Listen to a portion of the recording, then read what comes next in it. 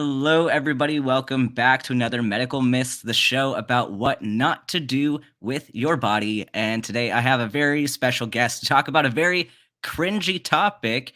Here we have Scientist Mel.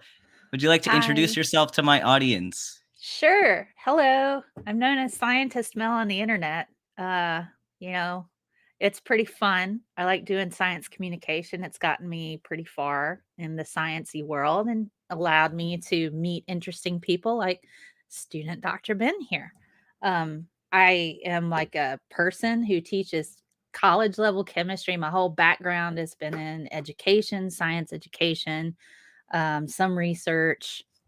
So I just really like science stuff.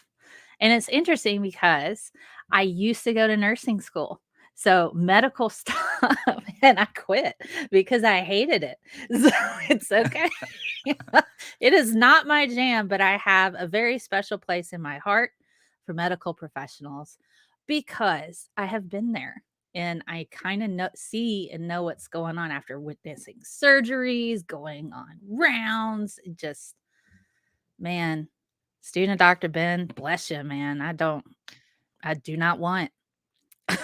See, I started off going on a track to teach, and then was like, "Nah, teaching isn't for me. I want to go to medicine." So I did kind of like the flip flop, and I realized that teaching is not really for me. At least classroom teaching is not Mhm. really for me. So I give you lots of credit for being able to do that and to have a passion for that, because I don't do it. So we need all kinds of people in this world to do different things. We're all a team. This is a team sport. It Um, is. I mean, it takes a village to raise humans. it does. It does. So today's topic was requested by someone in the community a while back, and I was just waiting for the right person to cover this with me because for people who don't come from a scientific background, it can be very confusing to navigate through this kind of topic because they will use language that sounds legit Uh, but isn't. And this is where it gets really scary. But the topic today is the Candida diet. And Candida is usually we're referring to Candida albicans, but there are other types of Candida. It is a yeast. It causes mhm. different kinds of infections. Most like, namely, you have thrush, you have vaginal yeast infections. That's what this is. Mhm. But some woo people on the internet have taken something that everybody has and has turned it into this panic amongst people in the community, making them think that they have a worse disease than they actually do, and then they can market this diet plan and these supplements to get people to give them money, and it's really really despicable. But one Yeah. person in particular who has lots of opinions, and I've debunked this guy before on my channel.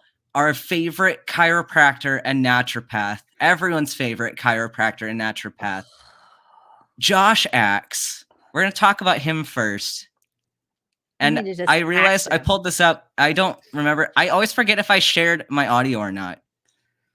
This happens every single week. One of these days, I'm going to actually remember if I shared my audio or not. But Mel and I got so distracted before this, just Yeah. ranting about this guy. And He's I think I have terrible. it. He's terrible. I have it set to 1.5 speed, and we're going to have to stop periodically because he's a big channel and I don't want to get sniped for copyright. Yeah, I So have that problem often. You didn't have permission. I'm like, I'm talking about how crap you are. yeah. So I have it speedy, and we'll feel free to stop Uh, him when you want to address something. I have a feeling like we're going to be stopping a lot to address it, but we yeah. also are going to cover the actual, like the website for the Candida diet. So anything that we don't get to here, we can get to there, because otherwise we might be here all day if we address Oh every God. single point in this video. Yeah.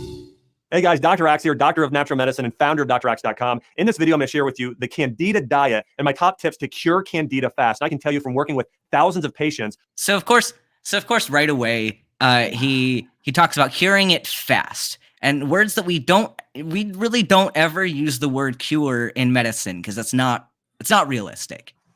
And then fast, Yeah. again, that's kind of a marketing thing there because everyone wants everything to be done fast. Also, it looks like he's on the floor.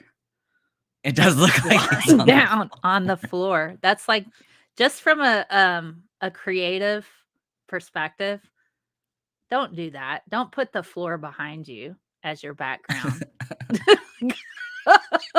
That's how you can get a really good infection, just laying all over the floor and laying on the licking it. floor. And Don't lick the floor.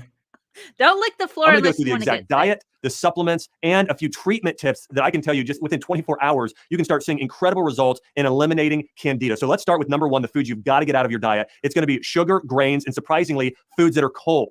Now, and that's part of Chinese. Okay, so he's talking about Chinese medicine and the fact that apparently cold foods are things that you shouldn't have. You need to have warming foods in your body. And he's also talking about getting rid of sugar, all sugar. And we'll go into why this is problematic. But right off the bat, what do you think about the cold foods? Does that have anything to do with yeast? No, it doesn't. It doesn't heat. I mean, you have something called, homeostasis, where your body regulates your temperature. If eating cold food or hot food does something weird to your body, then you're really sick. I mean, you're really sick. You have some kind of messed up, maybe you've got cancer. I don't know, where you have like no more homeostasis going on in your body.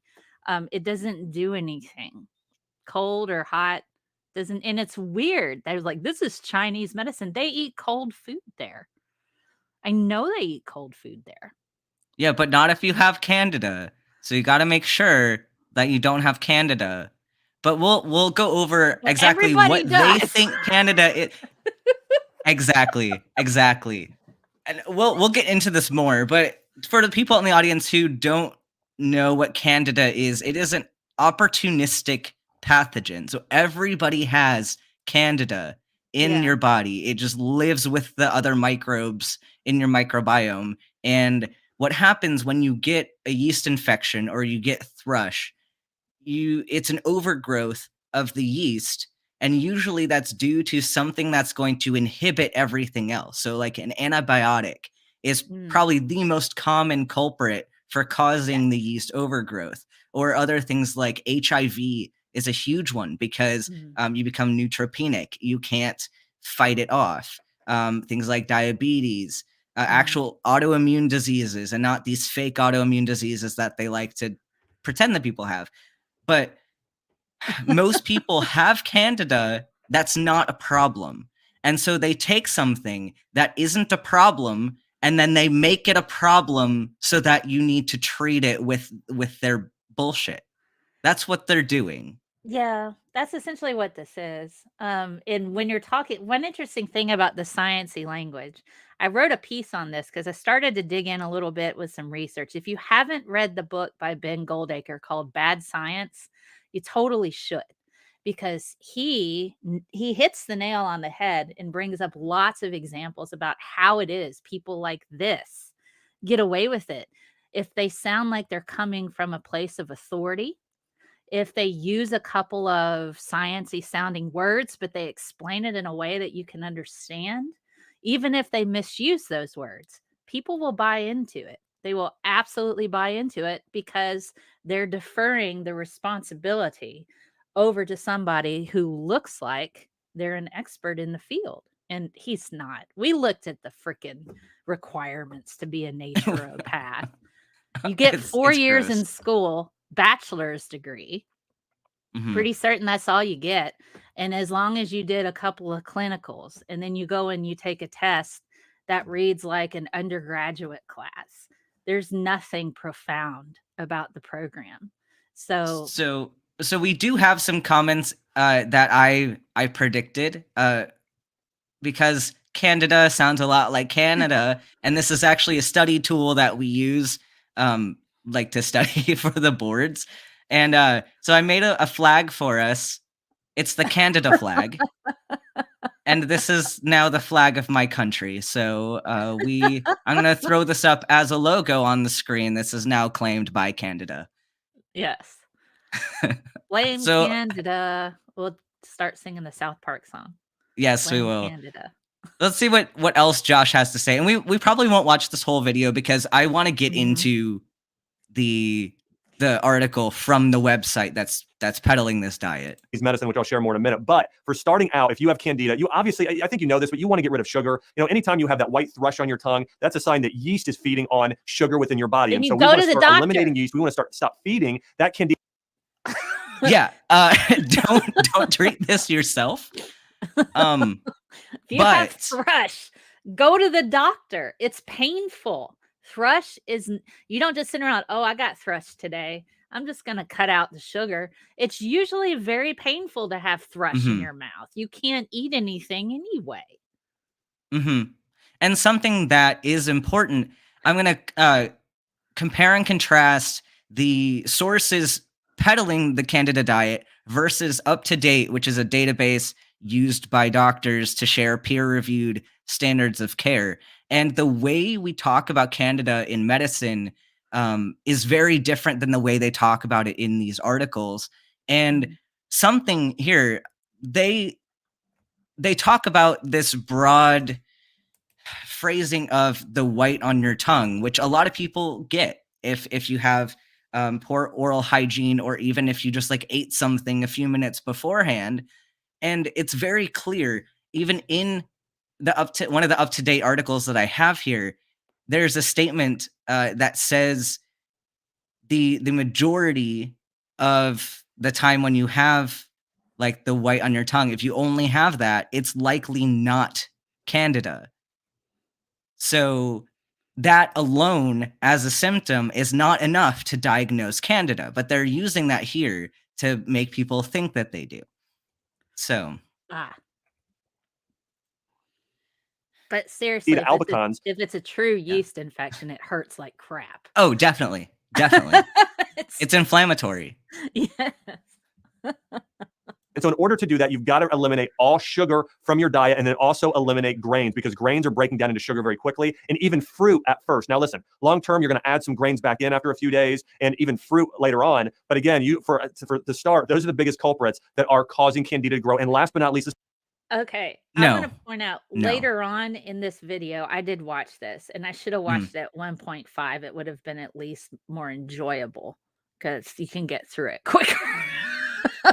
He starts talking about adding starchy vegetables instead of grains. Starchy vegetables break down faster into sugar in your mouth because you literally have an enzyme called amylase, and it goes through and it breaks that into individual sugar molecules, which means if you can try this at home, you get you a cracker or a potato, you just leave it in your mouth for a little while, it'll start to taste sweet because it's breaking down into those sugar molecules. Grains don't do that, Dr. Axe. They don't do that because they have fiber. They have fiber in them, so it takes longer for it to break down and taste sweet in your mouth because cellulose, we don't break that down. So switching from grains to starch, first of all, does not do what he says it does. And two, why would you do that? If you're trying to get rid of sugar, you don't go to starch because it's literally plant-based sugar. And you don't add back in fruit. Yeah, he says to add back in fruit later. I'm like, that's really dumb. It's very inconsistent. It's very inconsistent with what they want. And it's this thing of like a natural thing is better than a not natural thing, which, I mean, if you're eating synthetic bread, like that's not made of any organic molecules, you have a problem, and it's probably not bread anymore. So I don't know. There's some inconsistency in what they want.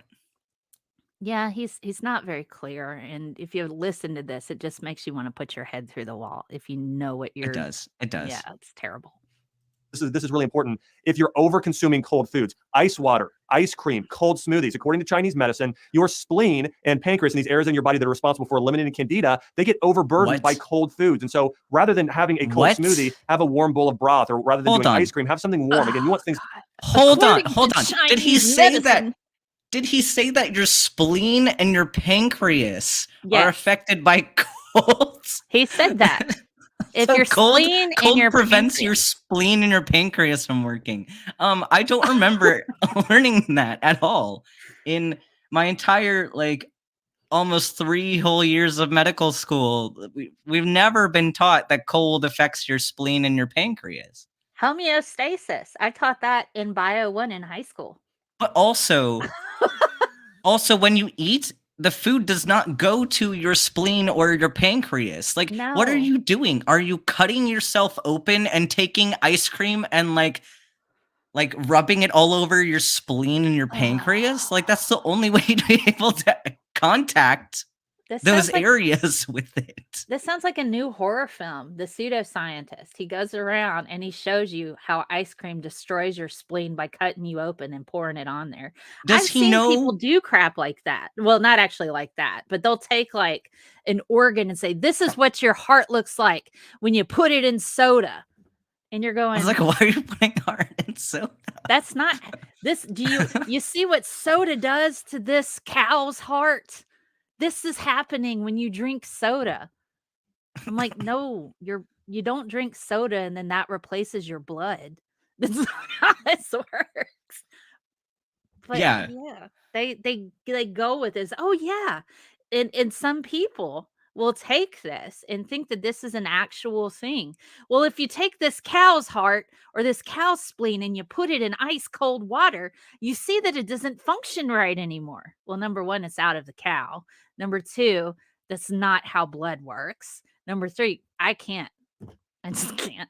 I just can't. I just can't. uh, That are warming to your body and drying. That's the key to killing candida. Number 2 is doing a candida cleanse. Which- Before you go on my candida diet, what I recommend which hold on again, like with the temperature though, yeast thrive in warm environments. Yes, they do. They do. This is how we make beer, you know? You put different various types of things like yeast in the thing, give it some sugar, you get some alcohol. Yeast thrives in warm environments. What I So want him then- to do, I want him to go and get some warm starch and rub it on his penis. I want him to do that if he's a penis holder. I don't know if he owns a penis or not, but I want him to get some mashed potatoes, which are starchy, heat them up and rub him on his genitals and just put on some tidy whities or something and just let it sit there for a while. Really warm up that area and let me know what candida does. I mean, that would probably be a good way to give yourself a candida infection. I mean, hey, you know, That's a way. That's a way. recommend the first thing you do is do a 3-day cleanse where you're only consuming bone broth and vegetables, and that's really it for 3 days. So again, Bone broth, you do a little vegetables. chicken in there as well. And basically, you want And to get a big chicken. crock pot. You want to do some chicken broth along with vegetables, including onions, celery, garlic, and a little bit of kale and sea salt. And Onions are pretty high in sugar. yeah, they really are, especially when you heat them up. Caramelized Yeah. onions get really sweet, but you know, chemistry isn't real in his mind. Nope, it's natural. It's fine. basically, you're going to do that soup with basically vegetables. You can also throw in things like cauliflower and broccoli, and you're going to do that bone broth soup with a little bit of chicken and just consume that for 3 days. And I've had people do that 2 weeks to see even faster results. But that's where you want to start in terms of doing a candida cleanse. It's mostly bone broth for a few days with a little bit of vegetables and sometimes a little bit of chicken. What is so magical about bone broth? I don't even know. I mean, maybe what do they take? Okay, so what I think bone broth is they take like bones of mammals or chickens or pigs or beef, and then they boil it within water, and that extracts a lot of the protein that's within the marrow. But I mean, that's all you're getting. It's maybe you get a little calcium in there or something. So in, I kind like, of want to bionic stop form. watching him, and because he says some funny things, but I want to go to the website and spend the rest of our time talking about how predatory this site is, because Mhm. we can laugh at Josh Axe all day, and yeah, it's funny. But while his stuff is nonsense, it's more the articles are really where it gets bad. Cool. So, and it covers a lot of the same kind of things that he's saying here, except they don't talk about the heat versus cold thing. That's kind of, I guess, something only Josh brought up. He's just making stuff up as he goes along, man. Oh, definitely. He definitely is. So this is the official website for the Candida diet, and Josh Axe has his own website that says similar things, but this is like the official site that people use. And they're saying this is the intro page. Candida is this often misdiagnosed condition making you ill. So they're already right off the bat sowing mistrust in the medical community. So they're saying that your doctor is not appropriately diagnosing your condition, and they're going to rely on things in this first paragraph talking about so many people go through life suffering from symptoms like fatigue, recurrent yeast infections, IBS, itching, and headaches. But as diverse as those symptoms sound, they often all have the same cause, an opportunistic fungus named Candida albicans. Candida is often misdiagnosed, but today I'm going to explain exactly what it is, how it develops, and how to treat it. I'll list the most common causes of Candida overgrowth. And this is, it sounds so benign in talking about things like fatigue, yeast infection. And yeah, they are correct that yeast infections are related to Candida. And you can get itching with Candida. But taking symptoms that are so general, like fatigue and headaches, things that anyone could have, and just be like, oh, I'm dealing with this right now. And then they're saying, oh, it's got to be Candida. Like they're taking very generalized symptoms and trying to say that it's this one specific thing, when in reality, it could just be spring and you have allergies.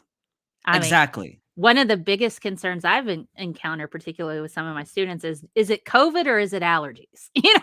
That's a bit more closer together. But some of these symptoms, you could just have a sinus infection and you could have some itchy skin. I went through a period of time where I actually had food allergies for about a month and then it went away. It's weird. Sometimes allergies are pretty strange.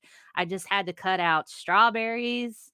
I had to cut out soy, corn, peanuts. I cut that out of my diet for like a month. It was very miserable, let me tell you. But then my body kind of reset. But I went to an allergist, an immunologist, to hear what was going on. Sometimes it's just freaking allergies. It's not a yeast infection. So you can't just go off of what this says. It could be a multitude of different things. Yeah, so I want to play a little game that we like to play on this channel. And I'm going to probably come back to this page, but I want to go into while we're on the symptoms topic. So it's basically telling you to diagnose yourself. So they're saying that Candida overgrowth is a chronic health condition that affects millions of people each year. It can appear on various parts of the body, but is often related to an imbalance in the gut flora, which we'll talk about in a little bit. The symptoms of Candida can be difficult to treat until you address that gut imbalance. We'll get into that in a little bit. I don't want to go down that rabbit hole just yet. If your doctor is unaware of the importance of gut health, he or she may treat the symptoms rather than the cause. Fatigue might be written off as depression, and digestive symptoms might be blamed on IBS. The underlying cause might not be recognized or treated, which is funny because naturopaths and woo people love to say this. They love to say that your doctor is just addressing symptoms, not the underlying cause, when in actuality, it is reverse of that. Yeah. These people are literally asking you to diagnose yourself and say, what symptoms do I have? and then chalk it up to Candida and then do the stupid diet and cleanse to get rid of it. That's only treating symptoms.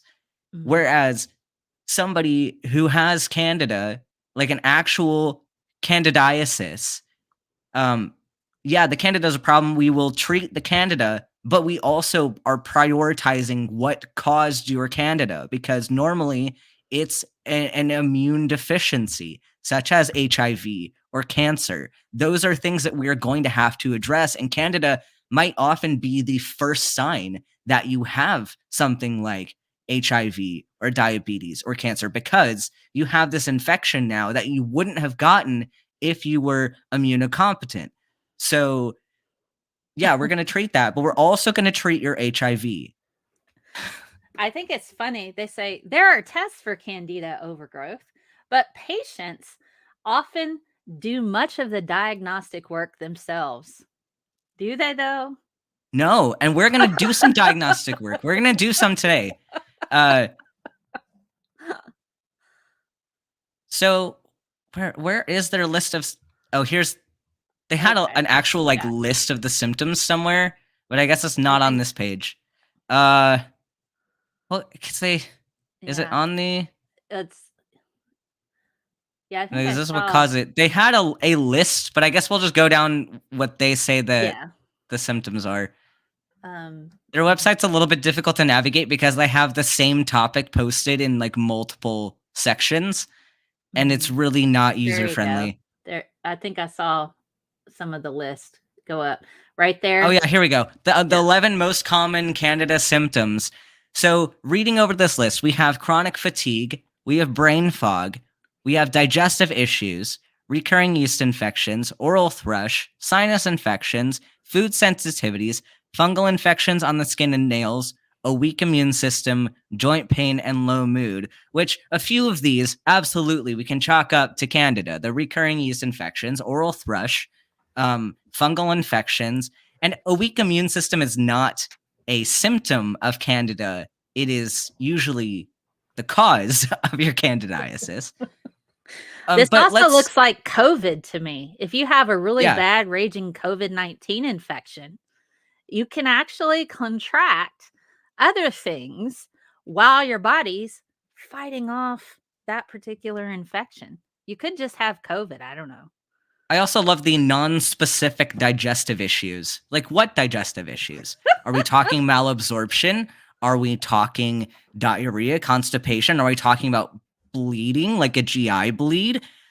I don't know. Are we talking about IgA deposition? There's so many things that could be lumped into digestive issues, but they're so non-specific so that they can lump people all in. And this is something important here. Like when I talk about in my epidemiology videos about sensitivity and specificity for certain tests, these are the same concepts we need to apply to diagnosis, because if something is sensitive, it's going to pick up as many people as possible so that you don't exclude anyone who does have the condition.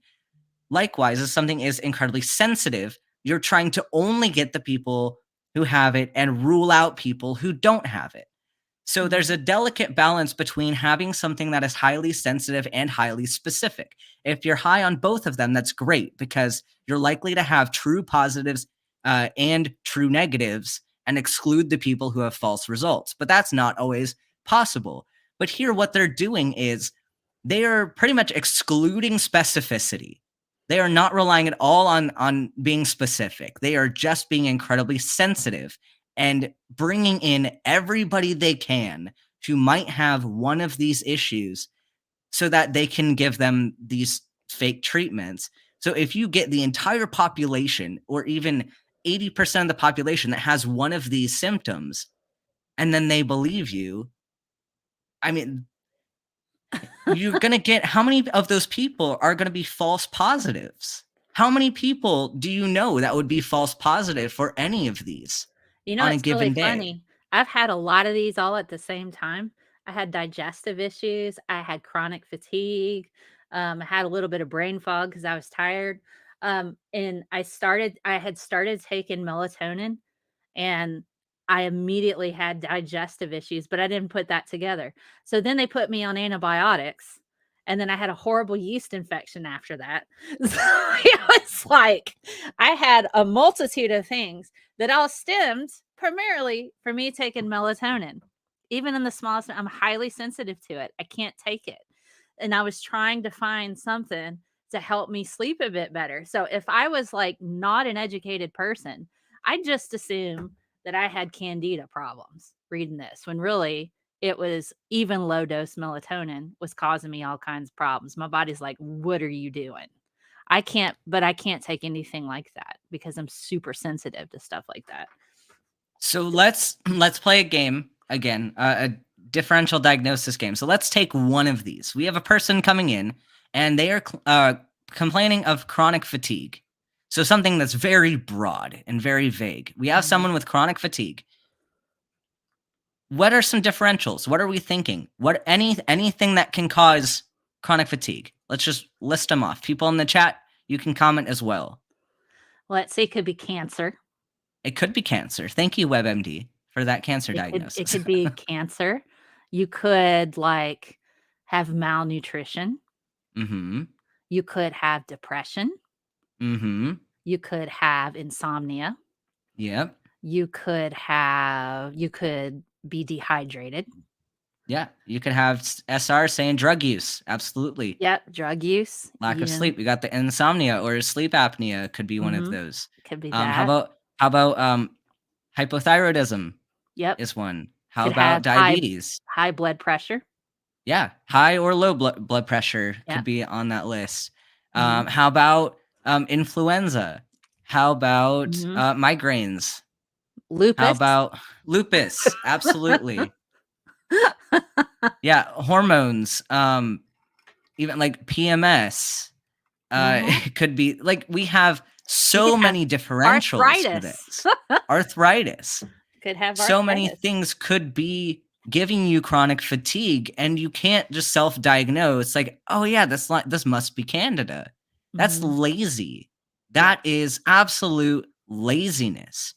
And the fact that they're going to tell people that you just chalk this up to this yeast infection and do my diet instead of going and getting evaluated. Let's say somebody had hypothyroidism and they didn't go get treated.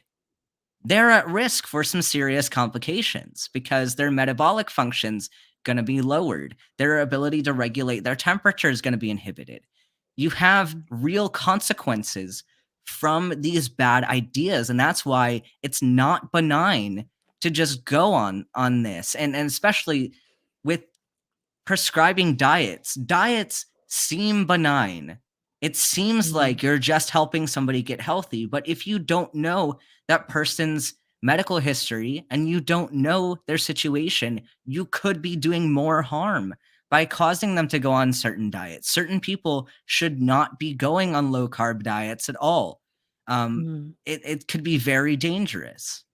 Yeah, it can be. I mean, it's one of those things that if you have any type of other health related issue, particularly where nutrition is playing a role, like this drink that I have right here, it has excessive amounts of phenylalanine.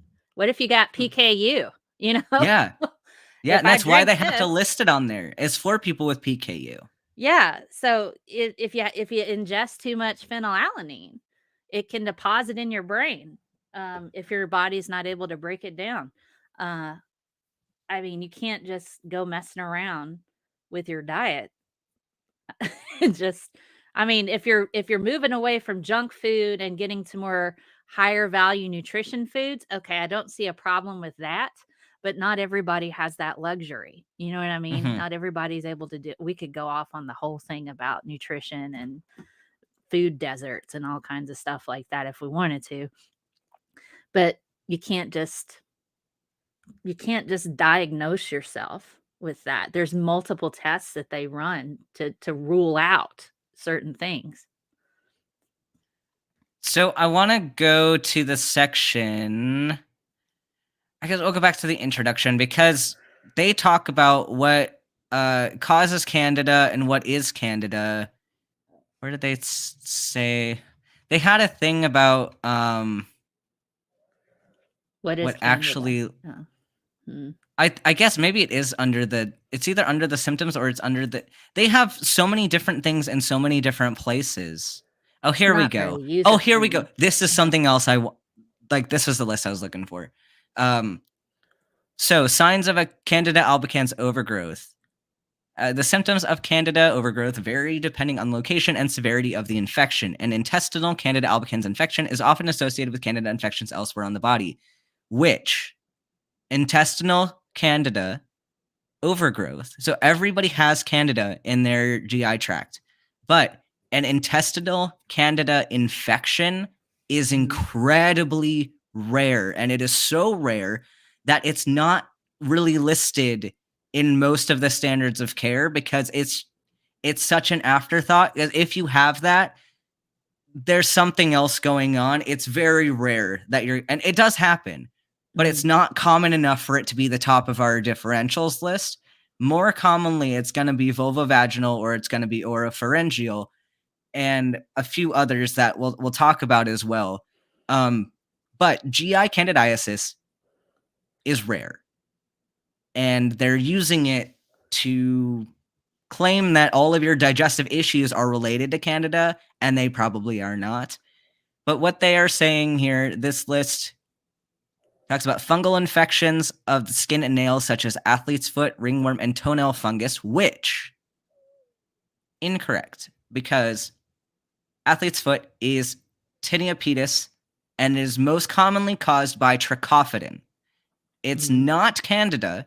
Candida can cause infections on your foot, but that is again due to immunocompromise. That is not related to athlete's foot. That's trichophyton. So, and that's also very easily treatable. But we're taught when you see Candida on the feet, you're suspecting more than likely diabetes or HIV. You're not suspecting athlete's foot. It is beyond athlete's foot at that point. I mean, then you're dealing with people with immunocompromised situations and low vascular, like vascular issues, getting blood to those extremities, which is a diabetic concern. Absolutely. Constantly feeling low in energy or fatigued. I mean, we just went over that. Yeah, it could just be pandemic brain. You know, I've been having low energy and fatigued largely due to having to, survive this life-changing, unprecedented. I'm so tired of that stuff. So, let me go and start eating more potatoes. Go eat potatoes. Go eat potatoes and make some bone broth with some onions in it and sip on that for a while. That'll help me. Not for really. 3 days. For 3 days. Let me do that. I'll feel way better. Digestive issues such as bloating, constipation, or diarrhea. If you have, most of the time, these are not problematic. And in fact, most of the time when patients complain of constipation or diarrhea, they don't actually have those. There are certain definitions that are required to meet these. Constipation isn't not going to the bathroom every single day. It's you have to have, I think it's like 5 days of no bowel movement to qualify as constipation. And then diarrhea, the actual, and I've said this before, the textbook definition of diarrhea is 250 grams, which nobody uses that definition because that would imply you have to measure it, and we don't do that. So the more common definition is a certain number of loose stools per day. And then you also have to qualify that as being watery or bloody. I know people are loving the poop talk in the chat, but there are definitions related to this. And just because you had a couple loose stools does not mean you have diarrhea. So this is, again, them preying on people who might have something benign, just like a change in bowel habits, probably related to your fiber intake or your hydration, and then saying you have a fungus, you need to eat bone broth and onions for 3 days. And it's funny. He's saying take out the fiber stuff, like the whole grains, and eat more potatoes. Right. I'm like, that's gonna just make you have. It's gonna make you worse. It's gonna make you worse. You're not gonna have a solid stool. But eat onions and kale. Okay. Well, if you cook it all and make it hot, you're denaturing a lot of that cellulose, and you're losing a lot of the nutrients into the broth itself. I mean, this is why they say steam your vegetables as opposed to boiling them, so you keep some of that fiber. So he's just having you remove all your fiber out of your diet. So, you know, you might have explosive moments in the bathroom. So then autoimmune diseases such as Hashimoto's, rheumatoid arthritis, UC, lupus, psoriasis, scleroderma, or multiple sclerosis. So they're saying that having these autoimmune diseases is a sign of Candida overgrowth. Not that these autoimmune diseases will make you prone to a Candida overgrowth. No, these are a symptom of the Candida overgrowth, which absolutely not. I mean, you're used, if you have UC or you have lupus, sure, you might be more prone to get infections. That's not, this is backwards. Yeah, it's really just okay. So I have a family member who has lupus, and they were going through a period of time where they had consistent mold infections within their sinuses, which is pretty rare. You can't just get a mold infection. And they had to go to the doctor. They finally got that diagnosis of lupus.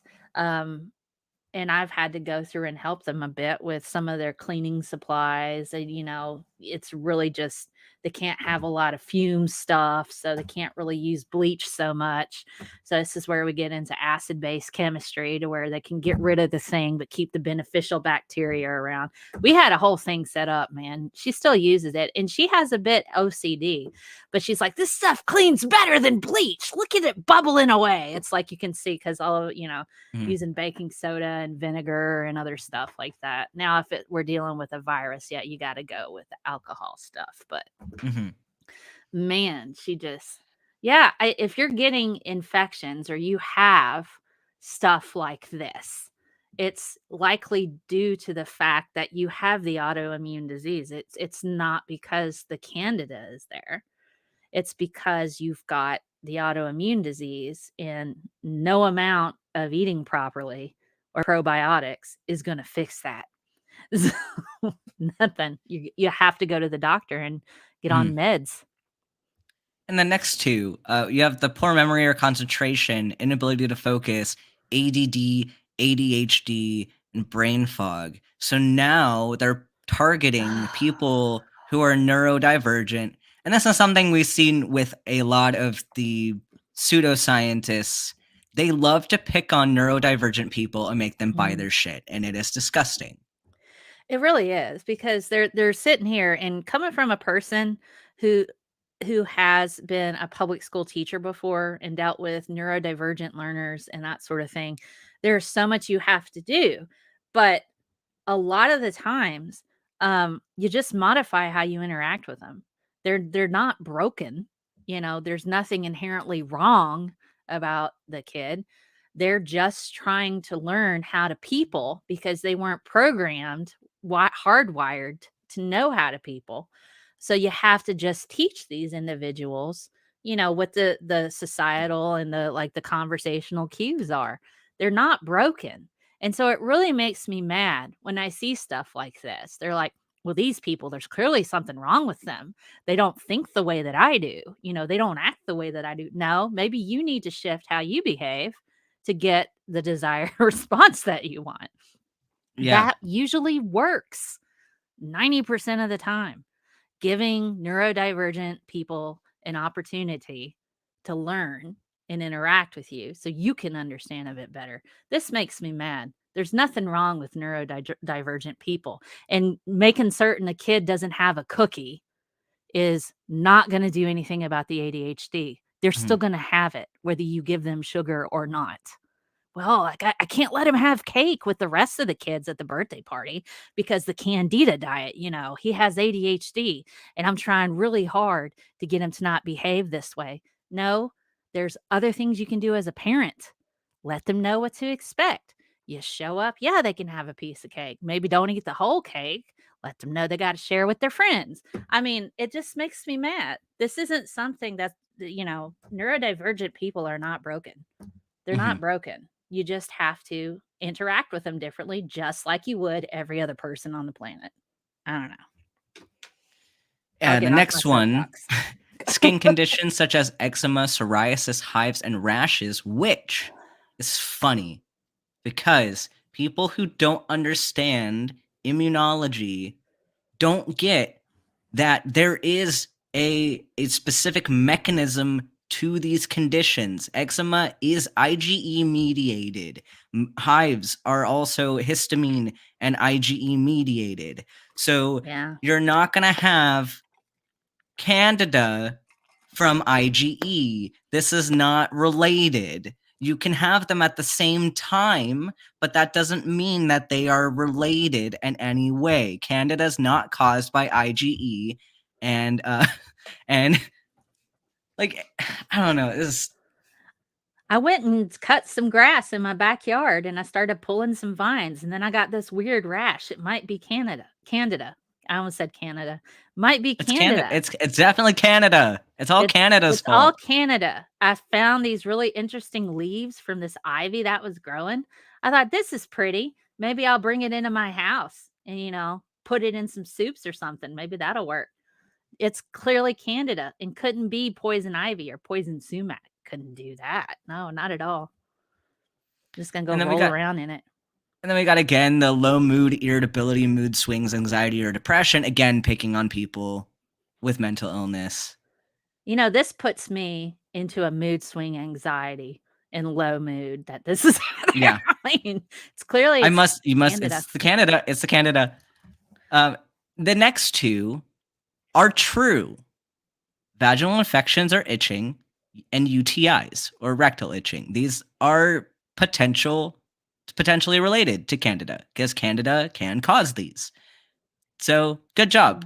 You did something right. That does not mean the rest of your information is correct. Unless you're putting starchy vegetables up your bum hole. If Don't you're doing do that. Don't do that. That's a bad idea. But it seems to be that Dr. Axe thinks that starchy vegetables are going to be really good at getting rid of Candida. Don't put them in your butt. But he might do that. I don't know. Maybe I know. I mean, I did see stool in the chat earlier, and I bet if anyone's gonna put a potato up their butt to find this out, or carrot. don't do it, stool. There's starch. Basically, any vegetable has starch. If we're gonna be honest here, because that's and the next how it one, stores energy. The next one, severe seasonal allergies. Again, IgE mediated and histamine mediated. Yes. And then sugar cravings. That's just the thing to get you to do their diet because sugar cravings are not at all related to this. They're not at all related. No. That's a symptom of being human and liking because your body's meant to digest sugar. Like there's a reason why it tastes good to us because it's energy. Like we need food to survive. Things like we generally find things tasty when they're going to give us energy. I mean, except for certain things taste less good that are also good energy, but like there's a reason sugar tastes good. There's a reason we crave it, and it's not you're not broken for liking sugar. That's normal. I'm trying to decide which piece of pie I want in my refrigerator right now. I've got coconut cream pie and key lime pie because I just really wanted pie. Now, I didn't eat the whole thing, but it's sitting there and I'm like, this is really nice. I might have a piece of pie later. It's not Candida. It's because it tastes nice. Which one would you have, Ben? Would you have coconut cream pie or key lime pie? Oh, they're both so good, though. I love key lime pie. I think it's my favorite. It's really nice. It's the graham cracker crust. I could just quit making my own pies because I don't need to. I have a grocery store. I have my people do that for me. So they're going to cover the common types of Candida infections. And there are plenty of them. And I'm going to compare this list to the list that we have from Up to Date. So you get what I'm thinking about when I have a patient who I'm thinking has candidiasis versus these people and what they think. So athlete's foot, we addressed this, and they even admit it's Tinea pedis, which we know is trichophidin, most likely trichophidin, not usually Candida. So we don't need to really go back into this. Oral thrush, this is true. We do know that oral thrush is candidiasis. We know that yeast infections are Candida. Okay, we don't need to spend much time there. Here's nail fungus. Yeah, sure, it kind of goes along with the tinea. But then you get this thing. They're talking about the intestinal Candida overgrowth, which is not really a thing. So you can get something called SIBO, which if you're immunocompromised, you get infections within your intestines and potentially could be Candida. You'd have to be really immunocompromised for that to happen. This is not that. And this is what they're saying everybody has who has digestive issues. And they're blaming Candida because of the metabolites like ammonia and acetaldehyde, which create a wide range of symptoms, including fatigue and brain fog.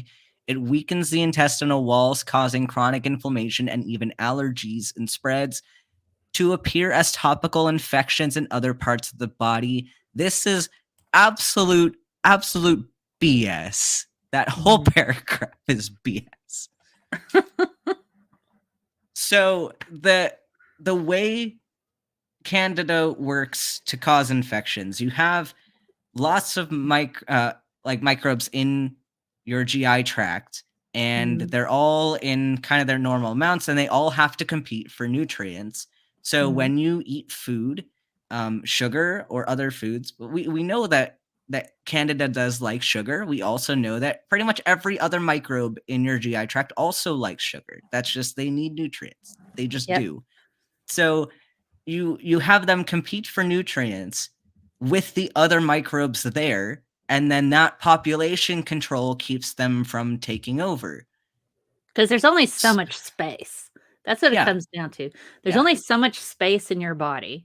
So while you have these microbes, the beneficial microbes are hanging around, lactobacillus. You can get live cultures in yogurt and stuff like that. You have beneficial bacteria, and you have harmful bacteria, and you have Candida.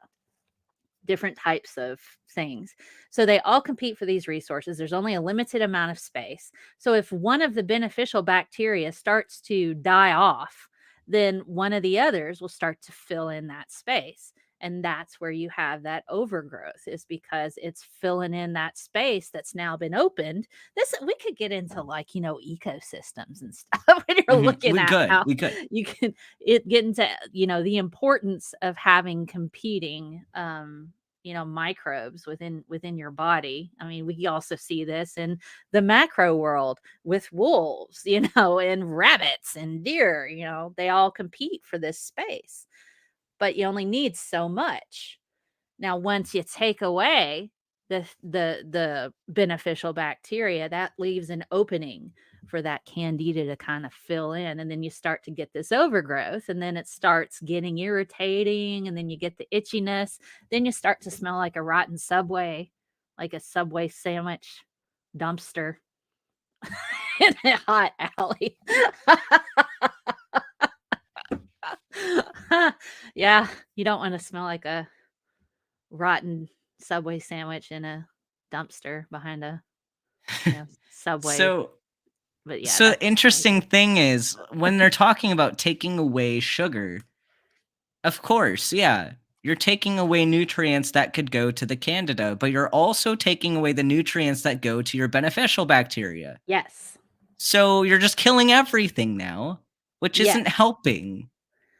This is why I hate that people use hand sanitizer all the time instead of just washing your hands.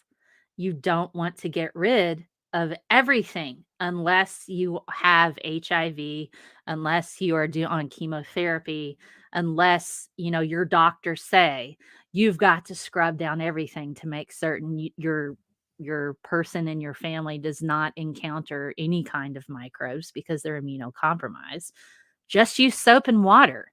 You don't have to nuke your whole house. You know what I mean? Now, during the pandemic, yeah, I wiped down everything, used a little bit of dish soap and water on my vegetables. I mean, that's not going to hurt you a little drop of that. You just need enough to pop any kind of membranes. But you don't want to nuke all of that beneficial bacteria.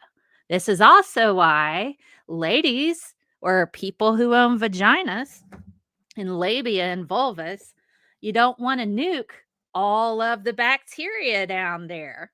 You don't want to go in there scrubbing with hand sanitizer. What's going to happen? You kill off all the beneficial bacteria, and then the Candida takes over. Don't ask me how I know that. And this is why douching isn't a good practice. Like, that's exactly. Yeah. Just use a little bit of soap and water. Don't even have to spend a lot of money on the Vagisil stuff unless you do have a hypersensitivity to certain soaps and things like that. Then certainly, talk to your doctor about what's best for you, with your particular situation. But yeah, it's just crazy.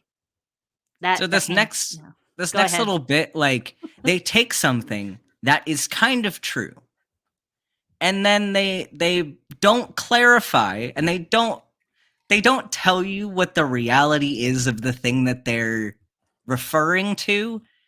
So yes, sure, Candida can release metabolites like ammonia and acetaldehyde.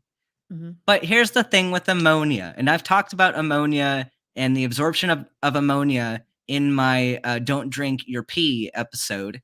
I've done that too. We do know that ammonia can cause neurologic symptoms, right? And we do know that ammonium ions and ammonia are differently permeable, and that's where you get differences in absorption.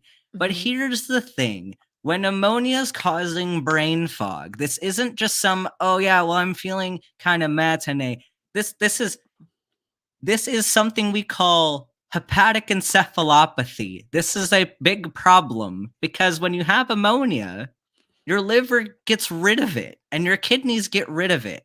When there's too much of it, that would cause you'd have neurologic symptoms. So when your liver doesn't work anymore, you get increased ammonia levels, and then it goes to your brain and gives you encephalopathy, and this is lethal. So they are correct in that ammonia can cause fatigue and brain fog. But not everybody who has fatigue and brain fog has hepatic encephalopathy. Yes. Also, don't drink your pee. Also, don't drink your pee. I actually got not a copyright thing, but YouTube was like, this is against our community guidelines. I'm like, I'm telling people not to drink pee. What are you going to do here? It was a whole thing on Twitter too. I had to yell at them on Twitter. I had to yell at them in email. And they're like, okay, so we did actually watch it, and you're right. We'll just take this strike off. I'm like, God, YouTube is nuts.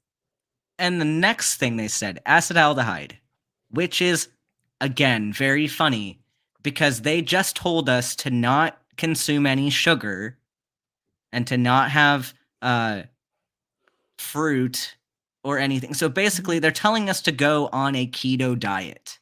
Which increases that. Which, when you go on a keto diet, you are relying on the Krebs cycle, the citric acid cycle, to produce ATP. You cannot do a glycolysis because you're out of glycogen. Sorry. So you're going to go from the other side of the pathway. And the thing is, your end products are going to be ketones. Yep. And you're going to get acetaldehyde. And this is going to be caused by the diet you're doing.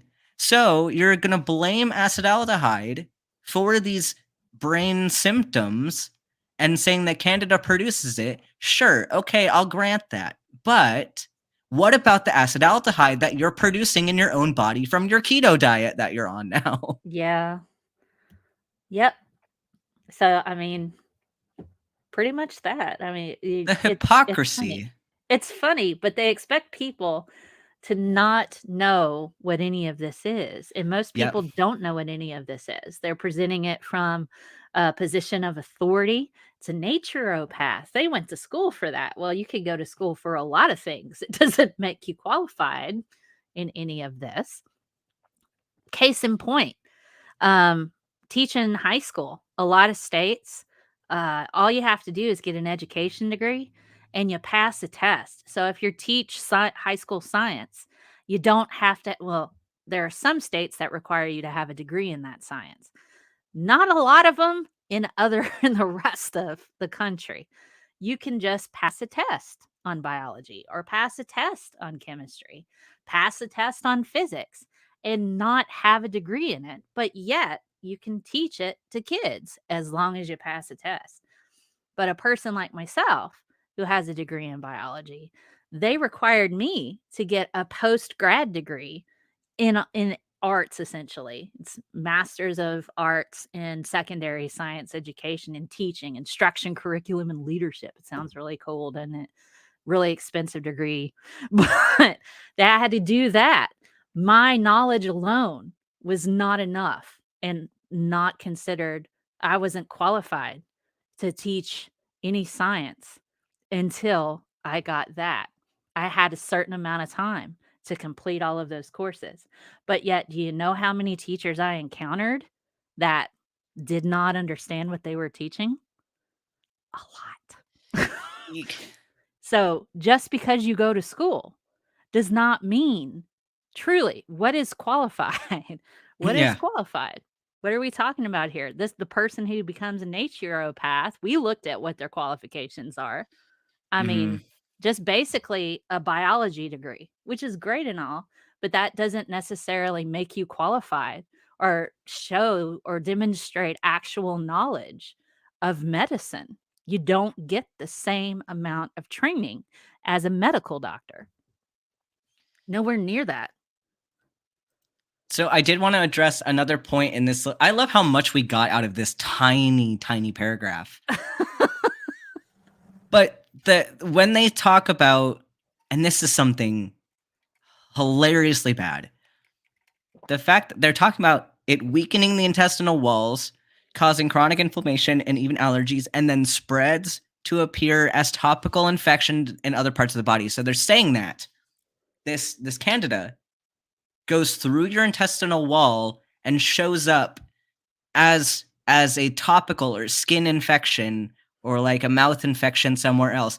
Do they understand what would have to happen for that to be a thing? This is dissemination.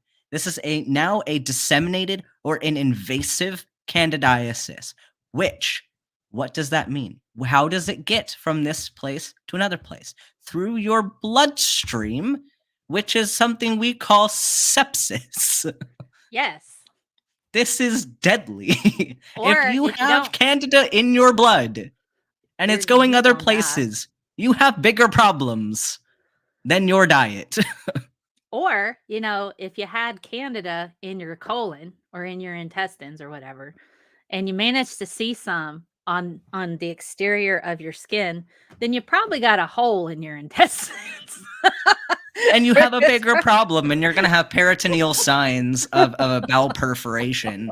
And that's an immediate surgical consult. So it's like, this is not something where, oh yeah, well, I was feeling a little like I had some brain fog and maybe I felt a little bloated. Yeah, you know what?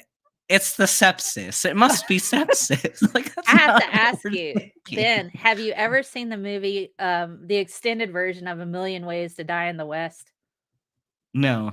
You have got to watch that film because they get in. It's basically, if you can imagine, it's Seth MacFarlane film. If you can imagine somebody with that, modern day mentality being shoved into the Wild West and having to deal with all of the garbage that was associated with that time, socially, science wise, in medicine, it was like, there's one scene, and spoilers, I apologize. They're burying his mother, And the doctor goes, I tried to save her. And I said, well, she had a splinter. What could you do? I mean, so it's like, it's something like that. Or, if he said, essentially, if you've got like a headache, well, you just need a good donkey kicking or a good ear nail, or I'll go get this bird and pick at your sore that you have. It's like Chinese medicine. When he says, oh, well, this is what is in Chinese medicine, I can't help but think of that film, A Million Ways to Die in the West. If you got a simple grazing from a bullet, we got to take your whole leg, son. It's like, that's pretty hilarious. But you should watch that if you haven't.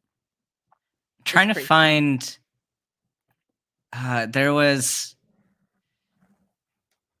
something else I wanted to look at with this, but I don't remember what it was. But here, I'm going to switch over for a quick second to just for a little compare and contrast with what medicine says. And then we'll go back to the nonsense. Okay, so we have an overview of Candida infections. This is from Up to Date. So they talk about the most benign infections characterized by local overgrowth on mucous membranes as a result of changes in the normal microbiota. More extensive persistent mucous membrane infections occur in individuals with deficiencies in cell-mediated immunity, such as AIDS. So people who are extremely neutropenic can get this. So the local infections, things we don't worry as much about, but still can be a sign of something else. We have oropharyngeal candidiasis, that's thrush. We have esophagitis, and this can prevent people from being able to swallow. This is often seen in HIV and in cancer. We have vulvovaginitis, again, very common. Balanitis, that's of the penis. So that's probably what would happen if you did the mashed potatoes thing that Mel mentioned earlier. Mastitis. And then you have invasive infections that you can get from central lines in the hospital. You can get from having TPN, so nutrition through your IV, kidney injuries, surgeries, chemo, like hematologic cancers, people who have issues with their spleen. So if you have hepatosplenic candidiasis, incredibly rare, that's in neutropenic patients. You can get UTIs, endophthalmitis, meningitis, endocarditis, peritonitis, pneumonias, empyemas, mediastinitis. So compare this. The things that we see on this list for candidal infections, these are way more serious conditions than what we saw on the list of brain fog, bloating, fatigue. They're highly specific, aren't they? These are very specific things. They're very specific things. Now, as a person, if you're a person who doesn't understand a lot of this jargon right here, if you were to see this jargon just as a lay person, it might be a bit intimidating. So some individuals would probably read about the Candida diet or Candida diet. I don't know what to say anymore about that. But they would sit there and they'd read that and they would think, oh, wow, okay, because they can relate and understand some of those words and go, okay, I can read this, I can digest it. And that's one of the ways that the pseudoscience people can, swindle you, is by saying, hey, I come from a position of authority. Look at me, I'm a naturopath. I talk about all of these important things and, I can say these sciencey words even if I misrepresent them. And I'm going to scare you enough to where you're going to want to give me your money. And it's so important that we that we have an educated population. So stuff like this doesn't happen. So when I like teaching or something, I'm talking about the importance of chemistry. I often bring up quacks like this. I'm like, you need to know some fundamentals of chemistry so you're not hustled by swindlers. You don't you don't want to give your money to stuff like this. You guys don't, most people don't have enough money anyway. Sit there and hand it over to quacks like this. But they do it because they think they're doing something good for themselves. And then I mentioned to Ben earlier, some upper middle class people would probably do the Candida diet as a means to think that they're a bit more elitist than the poor people. Well, I'm doing the Candida diet. Have you seen it lately? It's like Gwyneth Paltrow is doing it on Goop. It's so amazing. And, like my sister has lupus, so I'm trying to get her to do it. But a lot of these people would also have access to medical care. So they're getting the medications that they need anyway, but they're doing the Candida diet to try to throw around a bit more that they have disposable income. It's fashionable to throw your money at pseudoscience, and it's really freaking gross. And that's why I hate things like Goop, because they're making pseudoscience fashionable. And it's just another way for people with extra money to look down on other people who don't have as much as they do. And I really think that's where a lot of this crap branches from. So something else that I couldn't find the page on their website, but because they even talk about at one point some causes of Candida, including heavy metal toxicity from dentistry, which is a big point that a lot of naturopaths will use. You do not have mercury poisoning. I'm sorry. Like, there's if you actually had that, you'd be presenting a lot worse. Oh God. Than we see here. And then also they talk about adrenal fatigue and leaky gut syndrome, which are not things. They're not things. And I couldn't find it because their website's a nightmare. But I did want to highlight the actual medical treatment of Candida, and we're going to use an antifungal. More commonly, you'd use Ampho-B is a great one to use. You can use fluconazole, voriconazole. You can use echinocandins if you really want to. Those are like the mycofungin, caspofungin. So we have some pretty good solutions to this. So you do an antifungal, and then you probably also would be good to do a probiotic with it, just because you're destroying a lot of your gut flora. You want to grow that back, but you don't need to do these ridiculous diets. You just need to go to your doctor and get some Ampho-B. It's really not that hard. No. But they want to make it this whole big thing that you got to buy their supplements and you got to, do this keto diet and you got to be miserable. You don't need to be miserable. Like, go get help. It's okay. And it's I think also this preys upon people who are insecure also about their own education to a degree. They think, well, I should know better about my body than my doctor does, and I should be doing more to get myself healthier. And so this preys a lot on people who have self-image issues, including, being insecure about their lack of education. Maybe they're insecure about their body and they're like, well, I'll just do this Candida diet because it sounds like it's that keto diet. Maybe I'll lose a little bit of weight anyway. And, this naturopath dude, he seems to know what he's talking about. Maybe I should try that, and this really kind of targets a lot of the weight loss crap too. So this is something that is also ridiculous. So they claim that once you start doing the Candida diet and the Candida start dying off, that you'll get symptoms which are kind of similar to the symptoms they mentioned for the Candida infection. But they're what they're saying here is, oh yeah, well, you're gonna get similar symptoms, but it's okay because you know that it's working.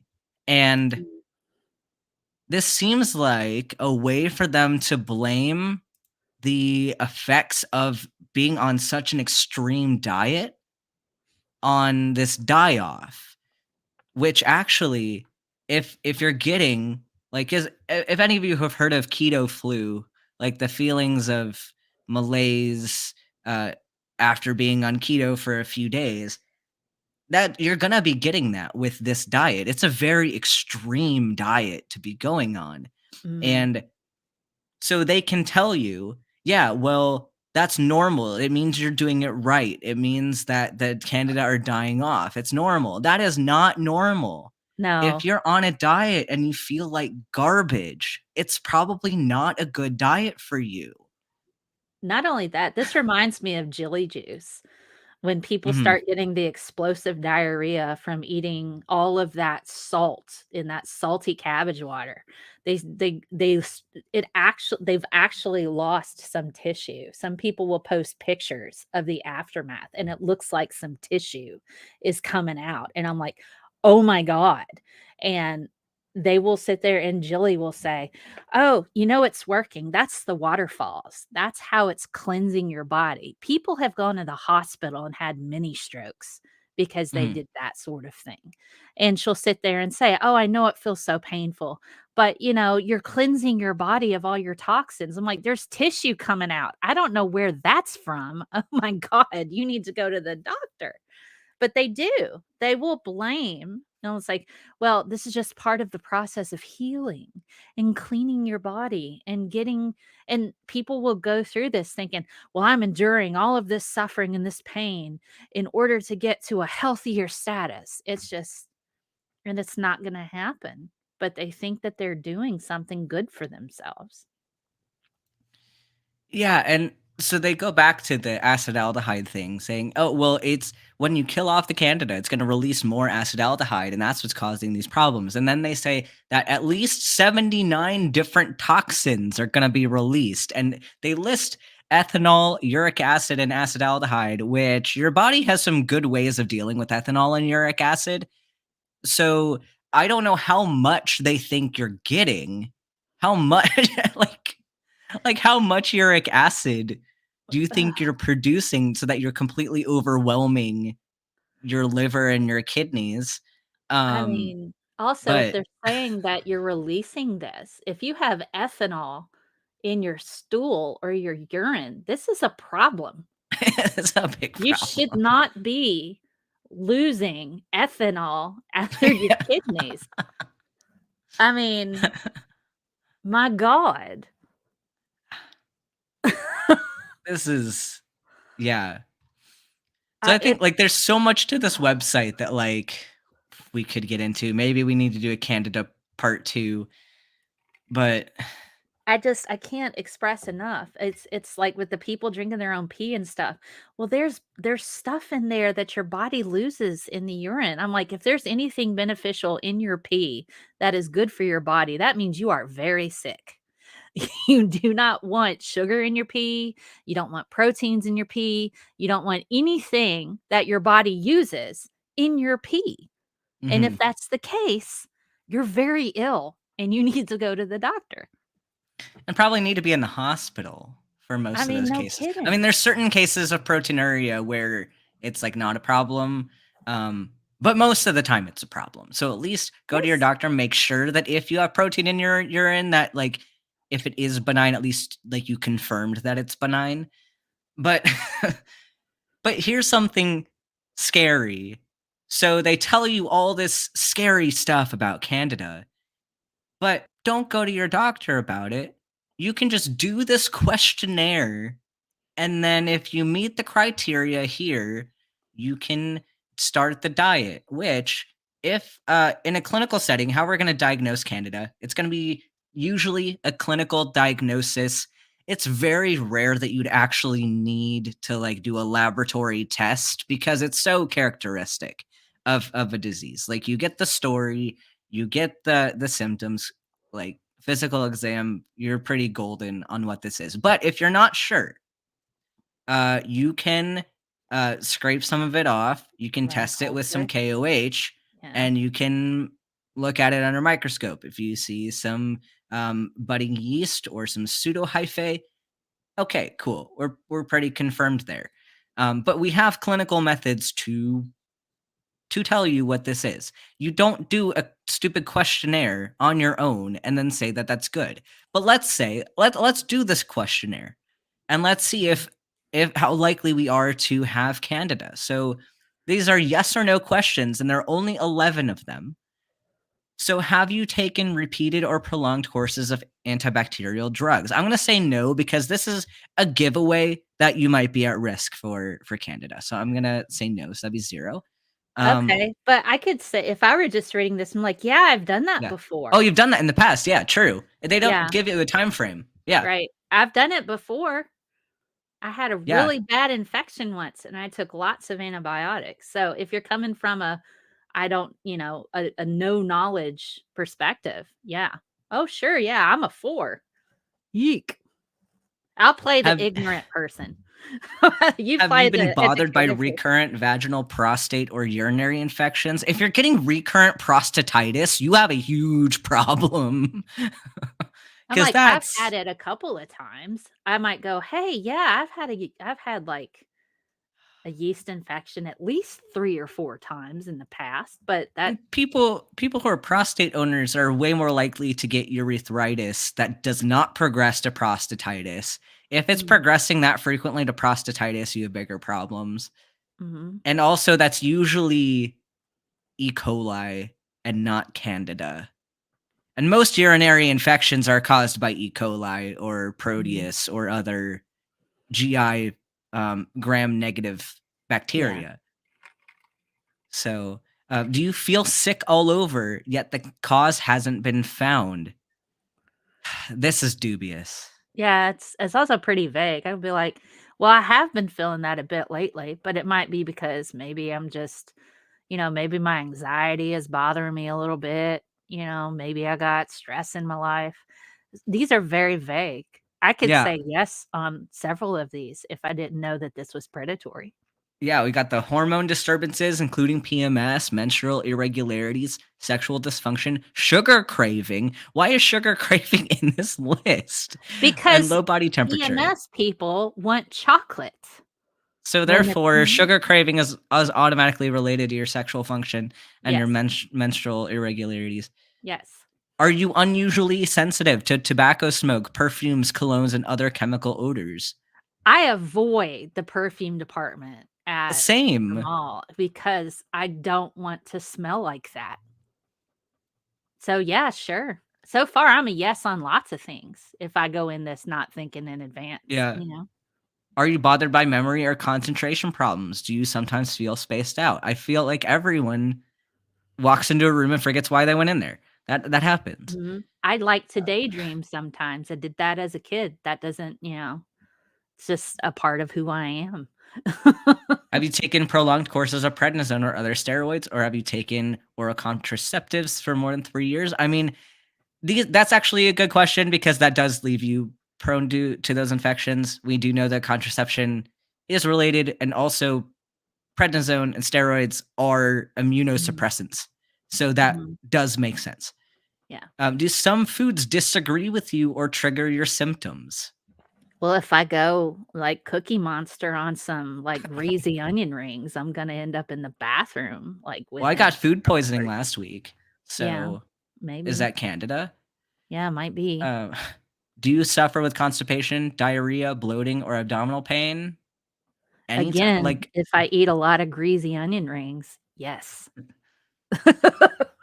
does your skin itch, tingle, or burn, or is it unusually dry, or are you bothered by rashes? I live in Arizona. My skin's pretty dry Yeah. a lot of the I time. mm, yep, Um, when you wake up, do you have a white coating on your tongue? Most people do when they wake up. yeah. But That's why I you don't go brush your licking. yeah, you like oral hygiene is a good idea. Just Brush your saying. freaking teeth, man. Brush your teeth. Clean your tongue But every once in a while. so a score of 10 or greater if you're a woman, and a score of 8 or greater if you're a man. Um, so I'm sure they're not taking into account that they used a gender. Yeah. That's not related. But see, this could target anybody. Yeah, And yeah. Oh, and they have like a whole thing maybe later on a different time because we're running short on time. it's But okay. they have a whole thing about natural antifungals, which is fun. Well, I'm anti Gwyneth Paltrow, so I'm an anti fun gal. So whatever. Wow. So let's debrief a little bit. What are some takeaways from today's article or video? We can also talk about the video. Oh God. That our work will never be done. uh it's a testament to the importance of an educated population. There is a huge distrust of medical science, and these grifters will take your money and convince you something's wrong with you. And they'll do what they can to get what they can out of you. It's just it's really upsetting because we've had so much happen in the US, particularly with the distrust of medicine, distrust of science, people not understanding that when you get new information, you shift your strategy. This really shouldn't be that that confusing, that anytime you get new information, you shift your strategy on how you tackle a thing. But that's foreign. That's when it people don't accept that when it comes to medicine. Um, I don't know, just freaking talk to your doctor. Now, I will go on the other side and say sometimes you can have a doctor that's a jerk.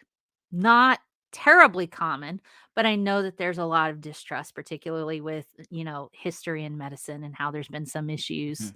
with that, particularly with women and racism and stuff. So find a doctor that you feel comfortable with and develop that trust with a doctor that you feel like you can trust. If you feel like you can't trust your doctor, find a different one. Find a different one and work to establish that trust, because all of this stuff that they're trying to make you do, it's just going to take your money. But that seems like work. That seems like work. It seems like work, though. I mean, but then this is also why we need representation in medicine. Absolutely. Trans individuals, they're, disabled Black trans people are probably the most marginalized group. We need representation in medicine so people can develop that trust. Um, the dude, Dr. Axe, I mean, Not a Dr. Axe. Dr. Axe, whatever. And he just screams privilege, and the people that Yeah. he's targeting are people that do have access to medicine, in my opinion. This is just another fashionable thing that people who have disposable income just want to throw their money at. And I promise you, rich people, the bougie, they don't spend their money on crap like this. They don't, because they don't need to. They don't need to. They don't need to feel better about themselves with that. So it's just really kind of Yeah. I'm gonna link your article in the side chat so people can go. Oh, okay. Look The at it. fashion of pseudoscience. Mhm. It's like I really feel like this is with the haves and the have-nots.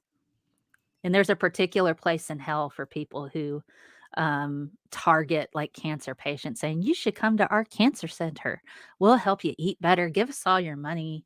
It's basically just like a hotel where you sit there and you give them money so you can have a room, and then they bring Mhm. you food. And then they tell you essentially, hey, you should still probably take your chemotherapy, but just do it at our place.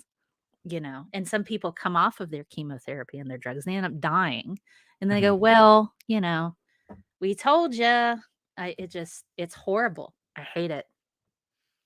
Yeah. I hate So that was kind of a weird episode today. There's a lot to cover there, and we're definitely going to be covering some more about Josh Axe and naturopathy, and it's a whole mess of a topic. But anyway, what's going on with you on the internets? Where can people find you? Oh, let's see. Well, you can find me. I have a youtube.com/Scientist Mel.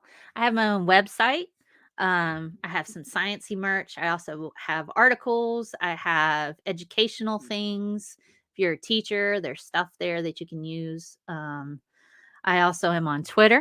Currently, my Twitter says that I have suggestive content. Thank you for the false reporting with an extremist group. They all started false reporting me, and now it's set to permanent that I post explicit images. I really wish my food was nearly as sexy that, I post for that. So feel free to follow along there and not get anything super sexy. But you can find me there as well. Yeah, so go follow Scientist Mel on all the internets. I have links in the description below, so you can check her out there. Sometimes she also hangs out with me on trivia nights on Fridays at 9 p.m. Eastern Time. We have some fun there.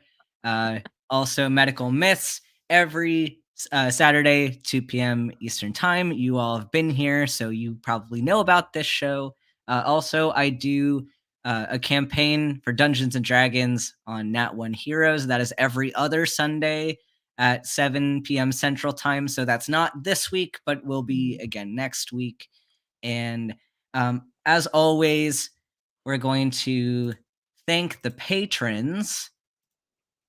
So thank you to the patrons, Reggie and Kevin. I appreciate your support of this channel. You mean a lot.